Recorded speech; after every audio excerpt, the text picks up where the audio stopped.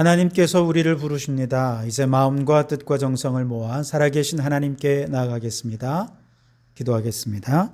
시온에 계시는 여호와는 위대하시고 모든 민족보다 높으시도다. 주의 크고 두려운 이름을 찬송할지니 그는 거룩하심이로다. 하나님은 영이시니 예배하는 자가 영과 진리로 예배할지니라. 아멘.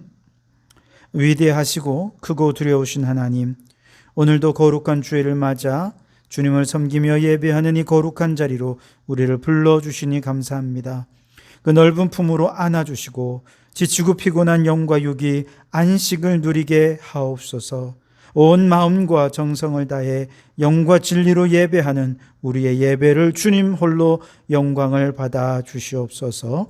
예수님 이름으로 기원하옵나이다. 아멘. 찬송가 36장을 함께 찬송하시겠습니다. 주 예수 이름 높이여 다 찬양하여라. 금멸유관을 들여서 만유의 주 찬양. 금멸유관을 들여서 만유의 주 찬양.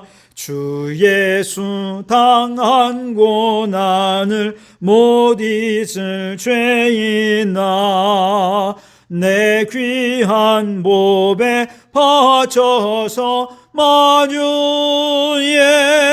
주 찬양. 내 귀한 몸에 바쳐서 만유의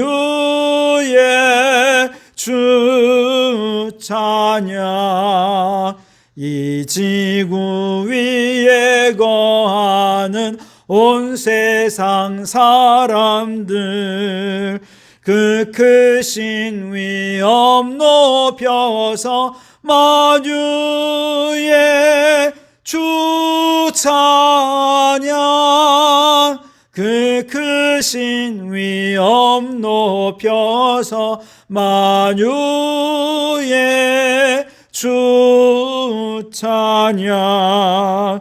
주 믿는 성도 다 함께 주 앞에 엎드려 무궁한 노래 불러서 만유의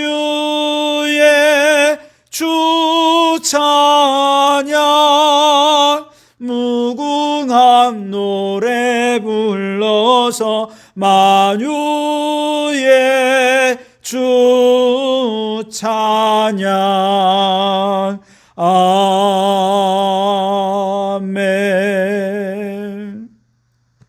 성수교독은 교독문 83번 빌립보서 4장을 함께 교독하겠습니다. 교독문 83번입니다. 주 안에서 항상 기뻐하라. 내가 다시 말하노니 기뻐하라. 너희 관용을 모든 사람에게 알게 하라. 주께서 가까우시니라. 아무것도 염려하지 말고 다만 모든 일에 기도와 간구로 너희 구할 것을 감사함으로 하나님께 아뢰라. 그리하면 모든 지각에 뛰어난 하나님의 평강이 그리스도 예수 안에서 너희 마음과 생각을 지키시리라. 끝으로 형제들아, 무엇이든지 참되며 무엇이든지 경건하며 무엇이든지 옳으며 무엇이든지 정결하며 무엇이든지 사랑받을 만하며 무엇이든지 칭찬받을 만하며 무슨 덕이 있든지 무슨 기림이 있든지 이것들을 생각하라. 너희는 내게 배우고 받고 듣고 본 바를 생각하라. 그리하면 평강의 하나님이 너희와 함께 계시리라. 아멘. 지난 한 주간 우리의 죄를 고백하며 참회의 기도를 드리겠습니다. 기도하겠습니다. 우리의 허물과 죄를 덮어주시는 주님의 한량없는 사랑에 의지하여 이 시간 우리의 죄를 고백하오니 주님 용서하여 주시옵소서. 사랑하지 못한 죄를 용서하여 주시옵소서. 이기적이요 욕심 가득한 삶을 살았던 죄를 용서하여 주시옵소서. 성경의 지식은 많으나 말씀대로 살아갈 실력을 쌓지 못하면서 아는 것과 믿는 것이 불일치 않은 죄를 범하였으니 주님 용서하여 주시옵소서. 주님 뜻대로 살지 못하고 내 고집과 내 주장으로 살았던 죄를 용서하옵소서. 맡겨주신 하늘의 사명을 외면한 채 내가 원하는 일들만 하고 살았던 죄를 용서하옵소서. 세상의 선한 행실로 빛을 비추지 못했음을 용서하시고 소금처럼 부패한 세상을 건강하게 회복시키지 못한 채 살아왔던 우리의 모든 죄를 용서하여 주시옵소서. 여기 우리 주님의 용서의 말씀이 있습니다. 주 여호와께서 그의 앞으로 지나시며 선포하시되 여호와라 여호와라 자비롭고 은혜롭고 노하기를 더디하고 인자와 진실이 많은 하나님이라. 인자를 천대까지 베풀며 악과 과실과 죄를 용서하리라. 아멘. 나는 전능하신 아버지 하나님 천지의 창조주를 믿습니다.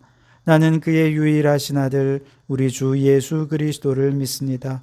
그는 성령으로 잉태되어 동정녀 마리아에게서 나시고 본디오 빌라도에게 고난을 받아 십자가에 못 박혀 죽으시고 장사된 지 사흘 만에 죽은 자 가운데서 다시 살아나셨으며 하늘에 오르시어 전능하신 아버지 하나님 우편에 앉아 계시다가 거기로부터 살아있는 자와 죽은 자를 심판하러 오십니다.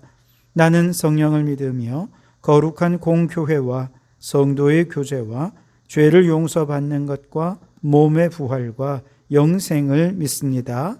아멘. 찬송가 390장 함께 찬송하시겠습니다. 찬송가 390장 함께 찬송하겠습니다. 예수가 거느리시니 즐겁고 평안하구나. 주야에 자고 깨는 것 예수가 거느리시네. 주 날 항상 돌보시고 날 친히 거느리시네.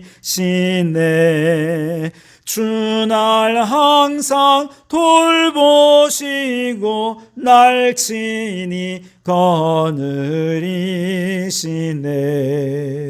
때때로 괴로움 당하면 때때로 기쁨 누리네. 풍파 중에 지키시고 평안히 인도하시네.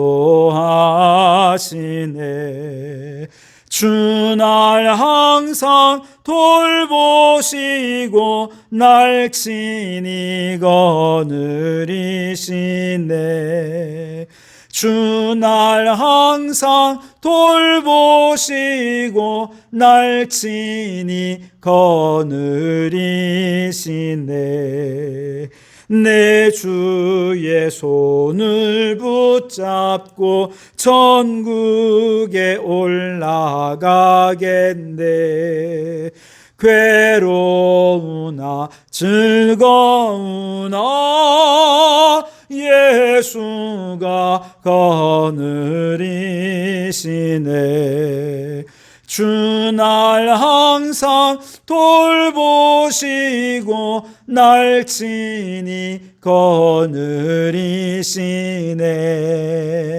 주 날 항상 돌보시고 날 친히 거느리시네.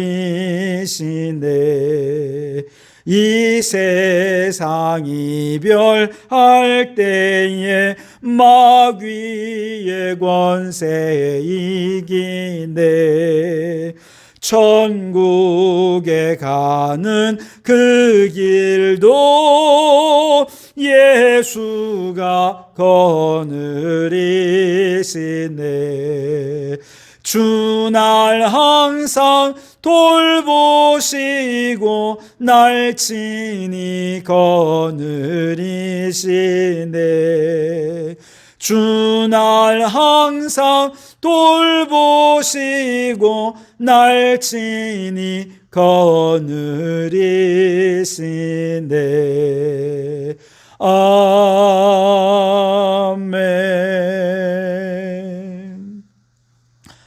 함께 이 시간 공동기도문으로 주님 한번 부르짖어 기도하겠습니다. 함께 기도합니다. 주여, 세계를 위하여 기도합니다. 주님, 세계 곳곳에서 이상기후로 재난이 발생하고 사람들이 목숨을 잃고 있습니다. 지금 함께 기후위기에 대응하지 않으면 미래가 불투명합니다. 주님, 전 세계가 탄소 중립 약속을 긴급한 과제로 이행하여서 하나님의 창조 질서를 회복하고 지속 가능한 미래를 열어가게 하옵소서. 대한민국을 위하여 기도합니다. 코로나 재확산과 경제위기, 기후위기에 이르기까지 우리가 풀어가야 할 문제가 쉽지 않습니다. 주님, 대통령과 위정자들에게 지혜를 주셔서 적절한 대안을 마련하여 국민들의 마음을 시원케 하고 하나님의 마음을 시원케 하는 위정자들이 되게 하옵소서. 성도교회를 위하여 기도합니다. 주여, 우리 성도교회가 생태적 영성으로 녹색교회를 지향하며 온 성도들이 환경선교사로서 세상을 이롭게 하게 하소서. 제자되고 제자 삼는 교회 되게 하시고 다음 세대를 믿음으로 길러내며 거룩하고 사랑 가득한 공동체를 이루게 하소서. 성도들을 위하여 기도합니다. 주님, 성도들의 가정이 화목하고 사업에 복을 주시며 자녀들의 앞날에 복을 주시고 하나님을 경외하여 천대까지 복을 받게 하옵소서.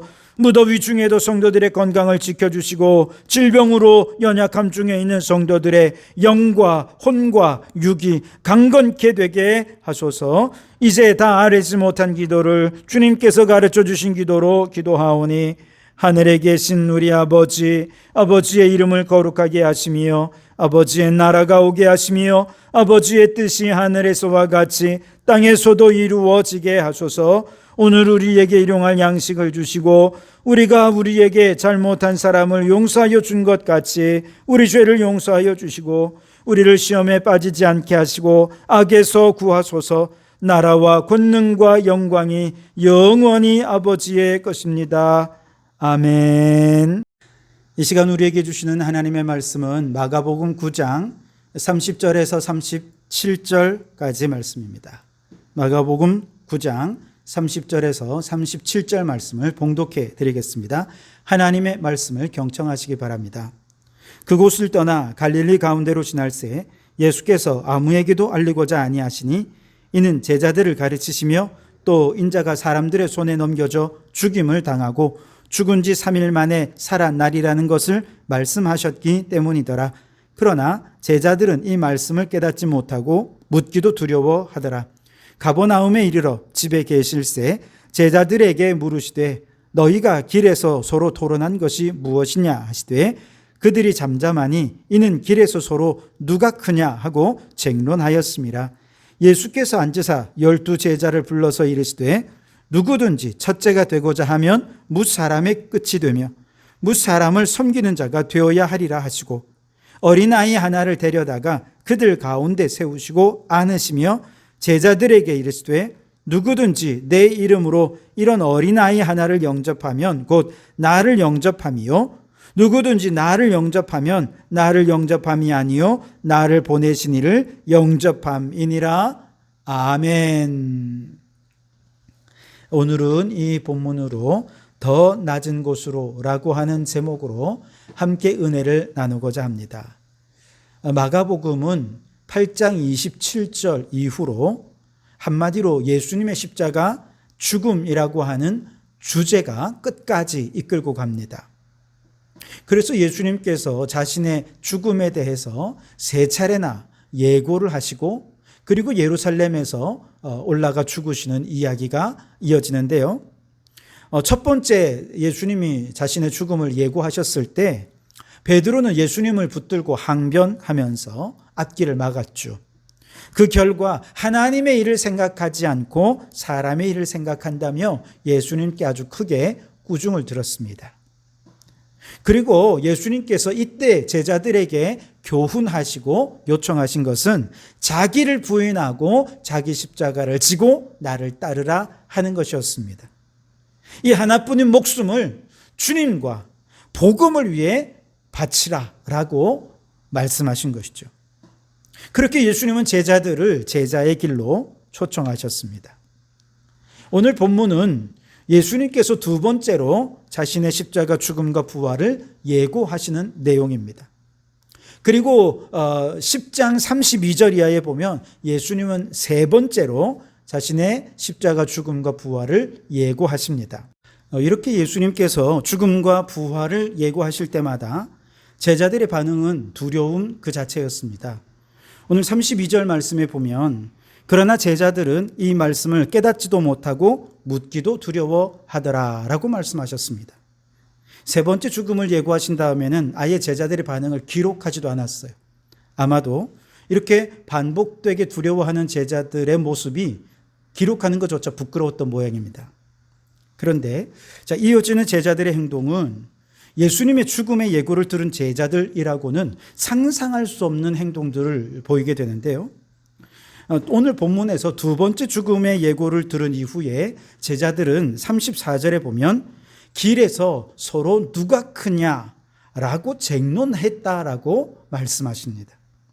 쟁론했다라고 하는 이 말은 예수님께서 들으실 정도로 제자들끼리 이 문제로 크게 다투었다는 뜻입니다.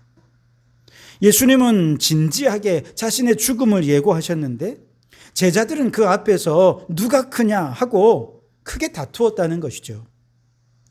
그리고 10장에서 세 번째 죽음을 예고하신 이후에도 똑같은 일이 벌어집니다. 세베대의 두 아들 야고보와 요한이 예수님을 따로 찾아와서 청탁하기를 주의 영광 중에서 우리를 하나는 주의 우편에 하나는 좌편에 앉게 하여 주옵소서. 여기서 주의 영광이란 주님이 사람들의 왕으로 등극하는 그날을 의미하는 거겠죠. 바로 그날이 되면 이 두 사람 주님의 요직에 앉아주십시오 하면서 셀프 인사 청탁을 하는 것입니다. 그런데 이 사실을 다른 제자들이 또 들었잖아요. 그리고 막 화를 내는 겁니다. 그래서 10장 41절에서 10제자가 듣고 야고보와 요한에 대하여 화를 내거늘 그렇게 말씀을 하십니다. 즉 그들의 누가 크냐는 논쟁이 끝나지 않고 분노로 더 확산이 되었다는 뜻이죠. 이러한 제자들을 향해 예수님께서는 꾸짖지 않으셨습니다. 그리고 오히려 이것을 제자들을 향해 참된 제자의 길로 이끄시는 교훈의 계기로 삼으셨습니다. 두 번 다 예수님께서는 제자들을 앉혀놓고 따로 말씀하시기를 겸손히 더 섬기는 자가 되어라 라고 말씀을 하셨어요.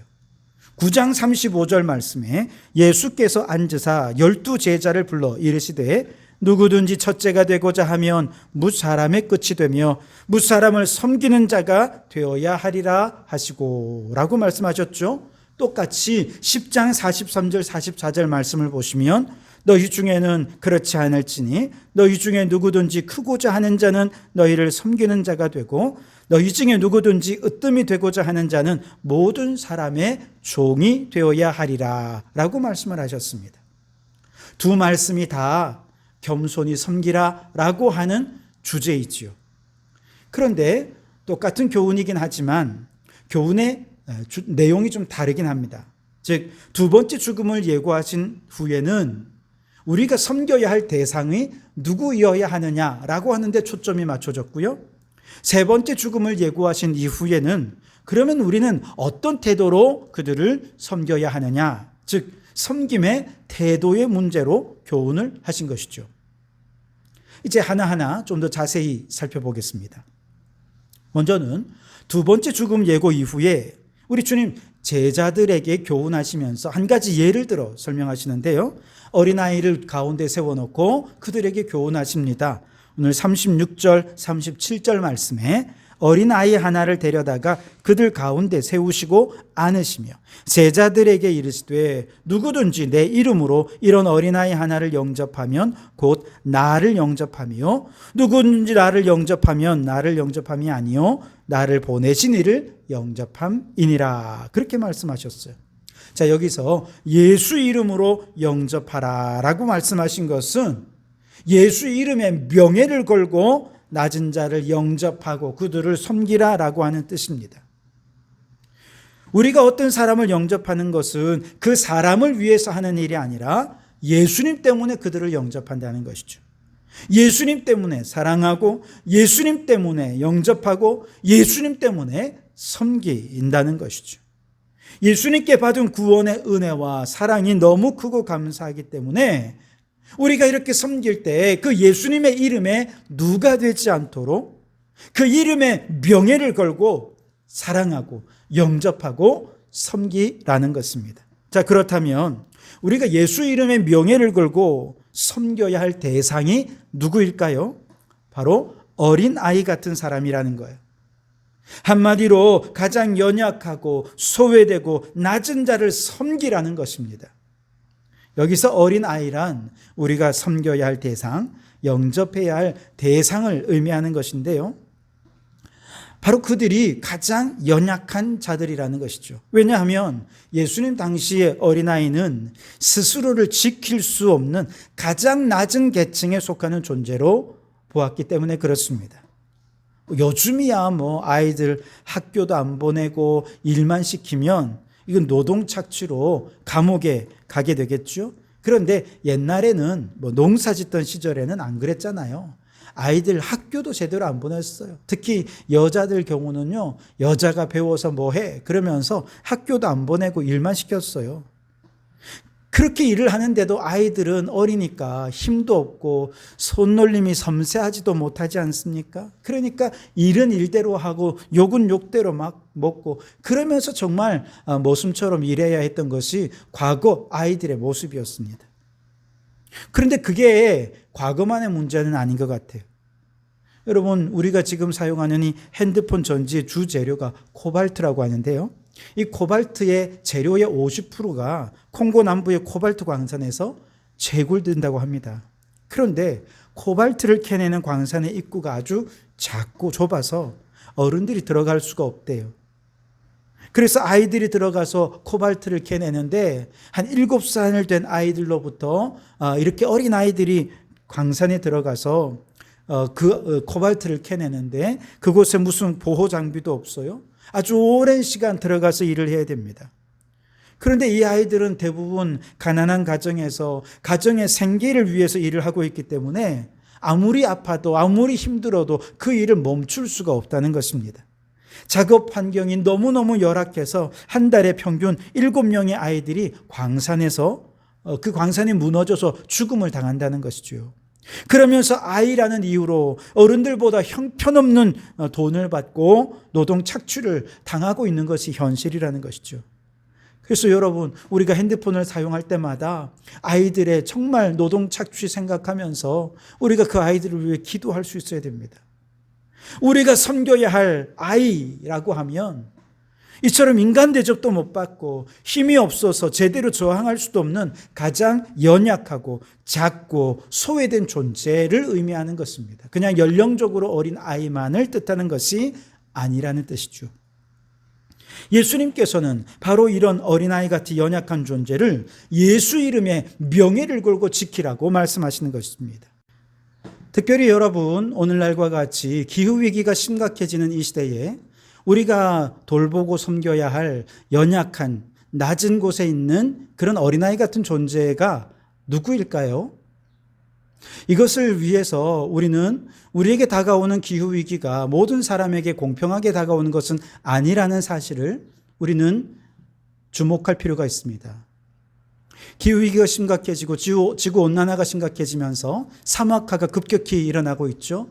가뭄이 계속 해마다 반복되면서 저 북아프리카나 중동 지방에 있는 농민들은 더 이상 농사를 지을 수가 없는 형편이 되어버렸다고 합니다. 이렇게 농사를 지을 수 없는 농민들이 최후 수단으로 할 수 있는 방법은요, 만약 그 집에 어린 딸이 있으면 부잣집에 시집 보내는 것입니다. 일찍 시집을 보내는 거죠. 그래서 염소 한 4-5마리 받고 그렇게 아이를 시집을 보내고 나머지 가족들이 그걸로 연명하는 겁니다. 시집을 간 아이는 어떻게 될까요? 이제 겨우 10살, 12살, 14살 이렇게 어린 아이가 시집을 가면 어린 아이들이 이제 임신을 하게 되지 않겠습니까? 그래서 어린 아이들이 어린 아기를 임신하는 거예요. 아기가 아기를 낳으니까 많은 경우 미숙아로 태어나는 경우가 많고 또 그렇게 아이를 낳은 어린 엄마도 몸이 아플 수밖에 없습니다. 더욱이 이 아이들은 이제 10살, 14살 이런 아이들이잖아요. 초등학교 고학년, 중학교 이런 학생들인데 이 아이들이 학교에 가서 꿈을 키우고 또 미래를 꿈꾸어야 할 그런 나이에 학교에도 가지 못한 채 집에 갇혀서 이렇게 미래를 포기한 채 살아가는 아이들이 너무 많다는 것입니다. 이와 같이 기후위기로 인해서 인권 침해를 받고 있는 인구가 저 북아프리카에 한 2천만 명 정도가 된다고 추산하고 있습니다. 어린이 구호단체인 유니세프에서는 2050년경이 되면 이런 사람이 약 3억 명 정도로 늘어나게 될 거라고 추산을 하고 있습니다. 그런데 한번 생각해 보십시오. 북아프리카에서 농사를 짓고 있는 사람들이 탄소를 배출해서 기후위기를 일으킬 만큼 그렇게 엄청난 탄소를 배출했겠습니까? 사실은 오늘날 이 기후위기를 일으킬 만큼의 엄청난 탄소는 저 미국이나 유럽과 같은 선진국의 대기업의 공장들이 아니겠습니까? 그런데 기후위기로 인한 고통은 탄소 배출을 가장 적게 하는 나라에 가장 적게 하는 농민들이 지금 이렇게 제일 먼저 겪고 있는 것이죠. 이런 불공평 속에서 우리가 섬겨야 할 사람이 누군지를 생각해 보아야 한다는 것입니다. 몇 년 전 무더위가 극성을 부리던 어느 날 쪽방촌 노인이 돌아가신 채로 발견되었습니다. 우리나라의 이야기입니다. 어르신은 전기세를 오랫동안 내지 않아서 그곳에 전기세 고지서가 전기료 고지서가 가득 쌓여 있었고 전기는 끊어진 지 오래된 상태였습니다. 한여름에 냉장고도 돌아가지 않아서 냉장고 안에 몇 안 되는 음식들은 썩은 채 고약한 냄새를 풍기고 있었고 선풍기는 당연히 멈춰져 있었습니다. 어르신의 사인을 확인해 보니까 뜨거운 여름에 시원한 물 한 모금 제대로 마시지 못해서 결국 탈수증으로 돌아가셨다는 것입니다. 여러분, 이처럼 기후위기는 모든 사람에게 공평하지 않습니다. 기후위기는 부자 국가보다는 가난한 국가에, 잘 사는 사람보다는 가난하고 소외된 계층의 사람들에게, 남자보다는 여자에게, 젊은이보다는 어르신들에게, 많이 배운 사람들보다는 적게 배운 사람들에게 더 심각한 위험으로 가장 먼저 찾아온다는 것이죠. 그렇다면 이와 같은 기후 불평등 시대 속에서 우리가 예수님의 이름으로 섬겨야 할 우리의 어린아이, 이 시대의 어린아이는 누구겠습니까? 바로 경제위기, 기후위기 등 심각한 위기 속에서 자신을 지킬 수 있는 수단을 아무것도 가지지 않는 가장 낮은 계층에 속한 그런 사람들이 아니겠습니까? 이를 위해 예수님께서 먼저 십자가를 지시고 죽음으로 죄로 인해 죽을 수밖에 없는 영적 어린아이인 우리를 사망에서 생명으로 옮겨주시고 지옥에서 천국으로 구원해 주시는 모범을 보이시면서 오늘 우리들에게 오늘 이 시대, 이 기후 불평등의 시대 속에서 가장 낮은 자들, 가장 연약한 어린아이들을 찾아 섬기라고, 가장 낮은 곳에서 그들을 영접하라고, 예수님의 이름에 명예를 걸고 그들을 반드시 살려내라고 우리들을 보내고 계신 것입니다. 여러분, 죽음을 향해 나아가는 예수님 앞에서 누가 크냐 이런 논쟁이나 하고 있는 어리석은 제자들을 보며 예수님이 얼마나 답답했겠습니까? 예수님은 그들에게 화를 내지 않으셨습니다. 그리고 다 이르며 교훈하셨습니다. 첫째가 되려 하지 말고, 으뜸이 되려 하지 말고, 섬김 받는 자가 되려 하지 말고, 이제는 가장 낮은 곳에서 섬기는 자가 되라고 말씀하신 것이죠. 여러분, 오늘 우리 성도들도 주님의 십자가를 날마다 묵상하실 수 있기를 바랍니다. 그 주님의 죽음을 외면하거나 그 주님의 죽음을 회피하지 말고 그 주님의 십자가의 죽음을 직시하면서 깊이 묵상하고, 그래서 나 같은 죄인 살려주신 그 은혜 감사하며 오늘 이 시대에 가장 낮은 곳에서 스스로를 지킬 힘조차 없어 고통 속에서 신음하는 우리의 이웃들을 예수 이름의 명예를 걸고 지켜내는 주님의 참 제자의 길을 걸어가는 성도들이 되실 수 있기를 주님의 이름으로 축원합니다.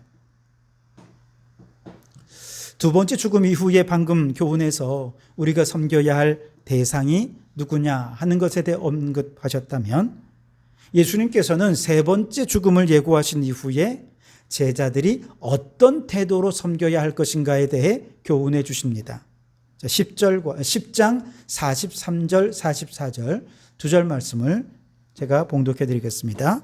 너희 중에는 그렇지 않을지니 너희 중에 누구든지 크고자 하는 자는 너희를 섬기는 자가 되고 너희 중에 누구든지 으뜸이 되고자 하는 자는 모든 사람의 종이 되어야 하리라 말씀하셨습니다.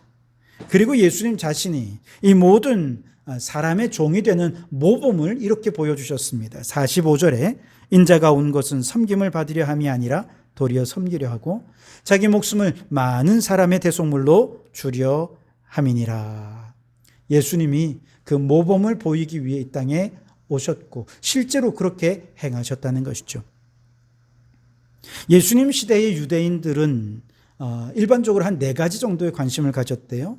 첫째는 가족이고, 둘째는 부요함이고, 셋째는 명예고, 넷째는 종교였습니다. 그 중에 가장 중심이 되는 것이 종교였죠. 그래서 가족이나 부요함이나 명예는 종교 생활을 열심히 잘하면 하나님께서 덤으로, 축복으로, 보상으로 더해 주신다고 생각을 했습니다. 이걸 좀 다르게 얘기하자면 그들이 유대교적인 종교 생활을 했던 것은 더 좋은 가족들 행복, 부요, 명예 같은 인간적인 욕망을 만족시켜 주기 위한 일종의 수단으로서 종교 생활을 그렇게 열심히 했다는 것이죠. 오늘 본문에 나오는 세베대의 두 아들 야고보와 요한도 크게 다르지 않습니다. 주의 영광 중에서 우리를 하나는 주의 우편에 하나는 좌편에 앉게 하여 주옵소서.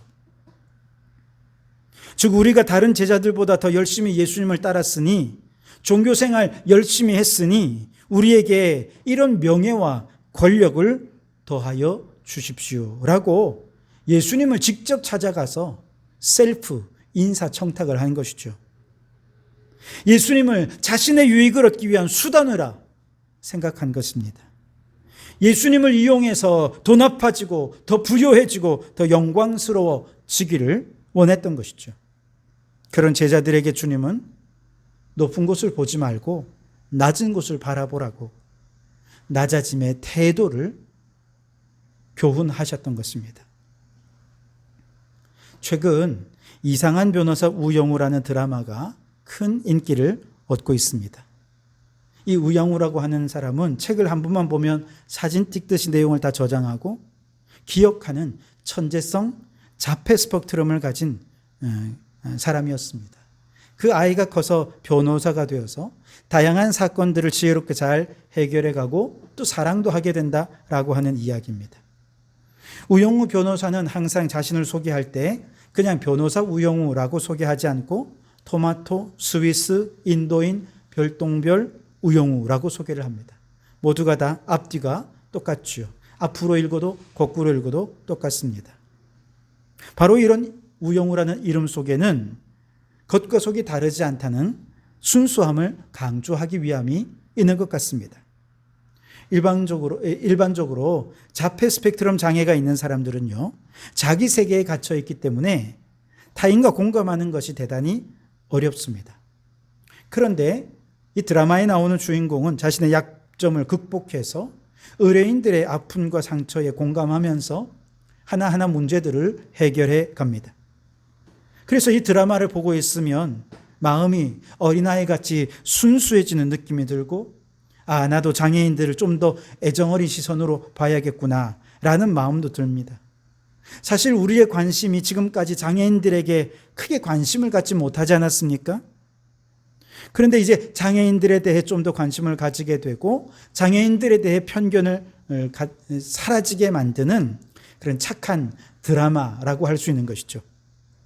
저는 우리 성도들의 모임과 또 예배가 그런 착한 모임, 착한 예배가 되었으면 좋겠습니다. 아니 그래야 합니다.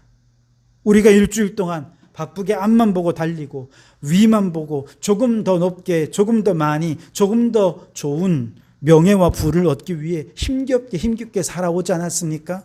그러나 주일날 예배를 드리는 순간만큼은 우리의 시선이 좀 더 낮은 곳으로 향할 수 있어야죠. 그렇게 착한 시선으로 주님이 시선이 머무는 그곳에 우리의 시선이 머물고 주님이 원하시는 그곳에 우리의 마음이 옮겨져 가는 그런 예배, 그런 모임이 되어야 하지 않겠습니까? 우리가 예배를 드리는 이유가 예수님을 이용해서 내 욕망을 채우려는 이기적인 태도가 아니라 예배를 드리면서 우리는 더 낮은 곳에 있는 분들을 애정어린 시선으로 바라보게 되고 더 낮고 낮은 곳으로 시선이 향하면서 나도 예수님처럼 섬기는 자가 되리라 결단할 수 있다면 주님께서 우리의 이 착한 예배를 기뻐 받으시지 않겠느냐는 것입니다.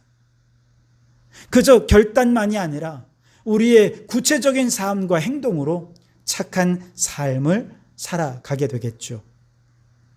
2016년 공주시 한 도로에서 동이 트기도 전에 폐지를 줍는 한 노인이 교통사고로 사망을 당하는 안타까운 사건이 있었습니다.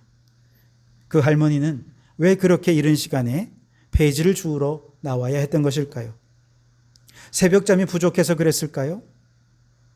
한 조사에 따르면 우리나라의 폐지를 줍는 노인은 대부분 75세 이상 고령자들이고 배움이 부족하고 주거 형태는 대부분 독거였습니다. 이분들이 폐지를 주어 받을 수 있는 금액은 20만 원 가량이 안 되는 정말 적은 금액이었다는 것이죠. 이 어르신들 중 기초수급 대상자는 22%, 23% 그 정도밖에 안 됐습니다. 나머지 80%는 차상위 계층으로 이 폐지를 줍지 않으면 생계가 막막해지는 상황에 처해 있는 분들이라는 것이죠. 그런데 폐지의 가격이 자꾸 내려가고 폐지를 줍는 경쟁이 점점 치열해지다 보니 다른 분보다 먼저 폐지를 줍기 위해 새벽 일찍 집을 나섰다가 참변을 당한 것이었죠. 그런데 이 안타까운 사연에 관심을 갖는 한 착한 대학생이 있었습니다. 낮은 곳을 바라보는, 낮은 곳으로 시선을 향하는 그런 학생이 있었어요. 이들은 어떻게 하면 우리 동네에 있는 어르신들이 안전하게 폐지를 줍고 또 생계를 유지할 수 있을까 돕고 싶은 마음이 들었습니다. 학생들은 먼저 어르신들이 폐지를 주울 수 있는 경량 리어카를 구입했습니다.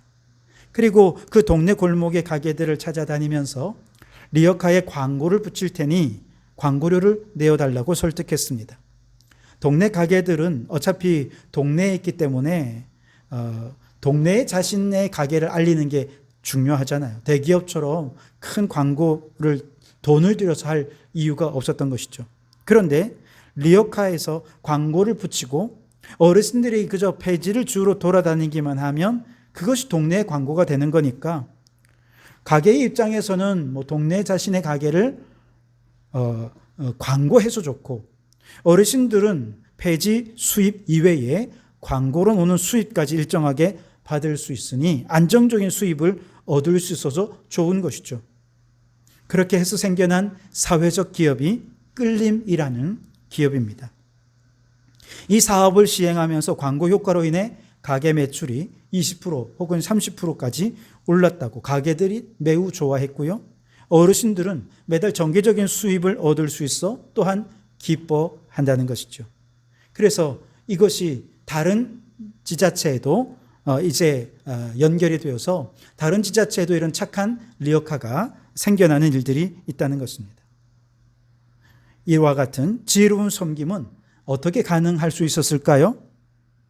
낮은 곳으로 시선이 향하는 대학생들의 착한 시선이 있었기 때문에 가능한 것이었습니다. 모두가 높은 곳을 바라보면서 심지어 예수님까지도 자신의 욕망을 이룰 도구로 생각하는 이 세상 속에서 적어도 나만큼은 낮은 곳을 바라보아야겠다 라고 생각하는 그들의 착한 시선이 착한 행동으로 이어지게 되었고 어르신들에게 도움을 드릴 수가 있었던 것이죠.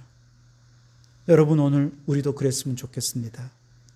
적어도 우리 믿음의 사람들만이라도, 적어도 우리 성도교회 성도들만큼은 우리의 시선을 좀 낮은 곳에 두고 어떻게 하면 이 시대에 연약하고 고통 속에 있는 분들을 섬길 수 있을까?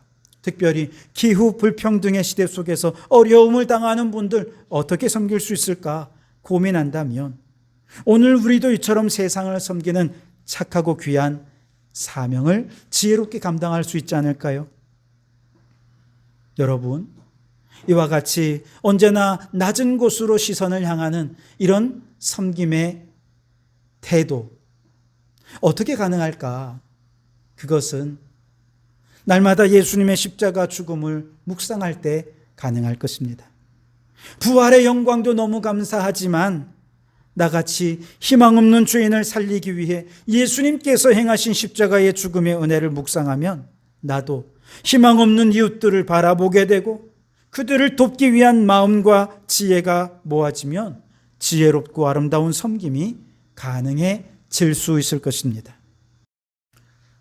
이제 주님의 십자가의 죽음을 묵상하면서 오늘 지금 내 곁에서 어린아이 같이 연약하고 소외되고 낮은 자들을 향해서 우리의 시선을 돌리실 수 있기를 바랍니다. 주님이 우리를 그렇게 섬겨주셨듯이 우리도 그들을 섬기고자 하는 선한 마음과 태도를 가진다면 주님은 우리에게 지혜를 주셔서 그들에게 가장 적절한 돌봄과 섬김으로 저들을 섬기는 참 제자의 삶을 살게 해 주실 줄 믿습니다. 바라기는 오늘 이 시대에 주님의 시선을 가지고 우리가 누구를 섬기며 어떤 태도로 섬겨야 할지, 그리고 주님의 십자가를 묵상하는 가운데 나도 주님처럼 주님의 뒤를 따르겠노라 결단하는 이 시대의 참 제자가 되시기를 주님의 이름으로 축원합니다. 기도하겠습니다.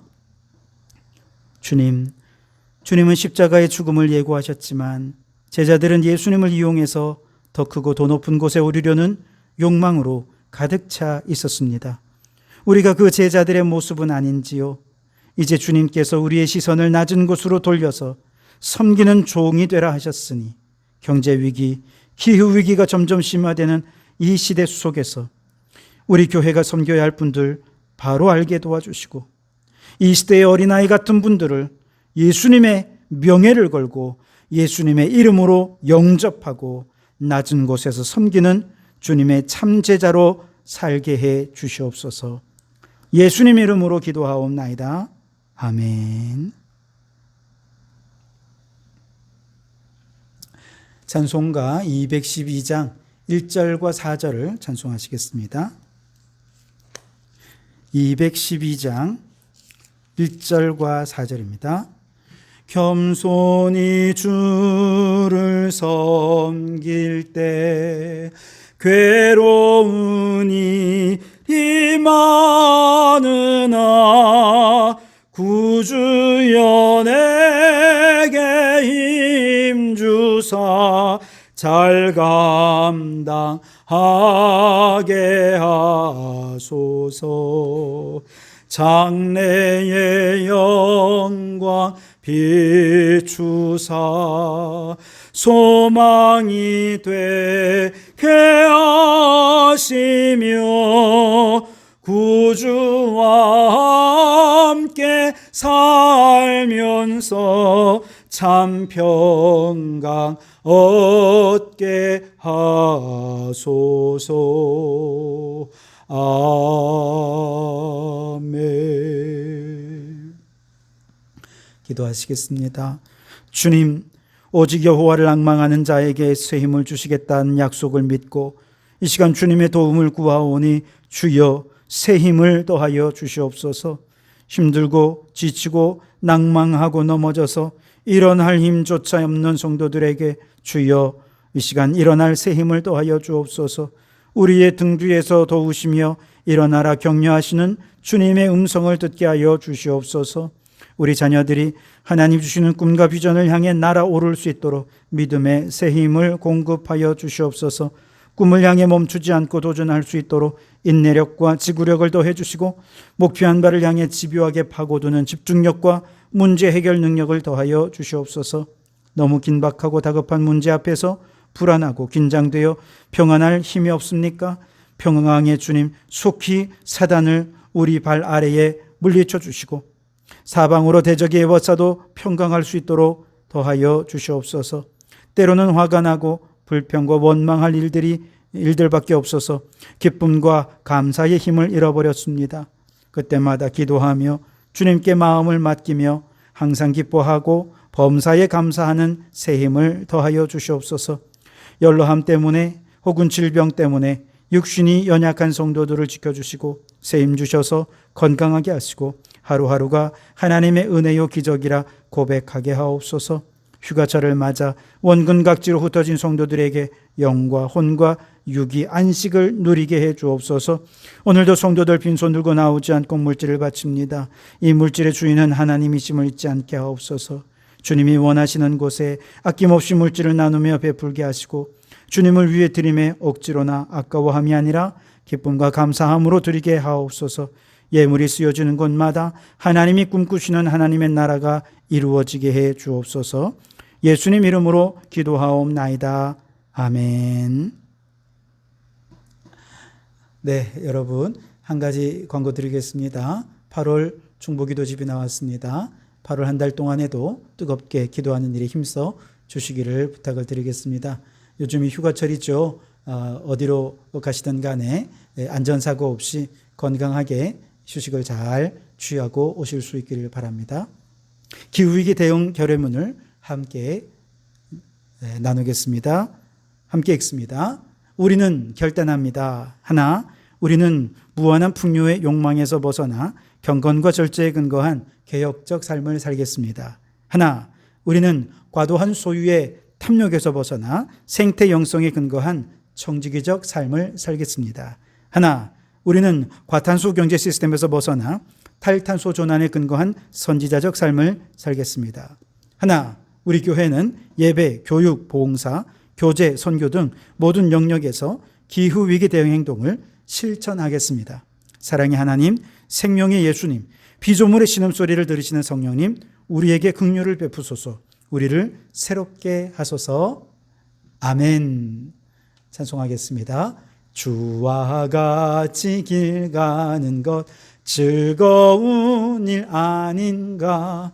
우리 주님 걸어가신 발자취를 밟겠네. 한 걸음 한 걸음 주 예수와 함께 날마다 날마다 우리 걸어가리. 기도하겠습니다. 이제는 우리 주 예수 그리스도의 은혜와 아버지 하나님의 극진하신 사랑하심과 성령님의 감동감화 충만 역사 교제하심이 예수님의 십자가를 묵상하며 어린아이같이 낮은 자들을 섬기되 겸손하고 지혜롭게 섬기며 살기로 다짐하고 결단하는 모든 성도들 머리머리 위에 가정과 일터 위에 우리에게 허락해 주신 창원도 성과 나라와 민족 위에 지금부터 영원토록 함께 하옵시기를 간절히 축원하옵나이다. 아멘.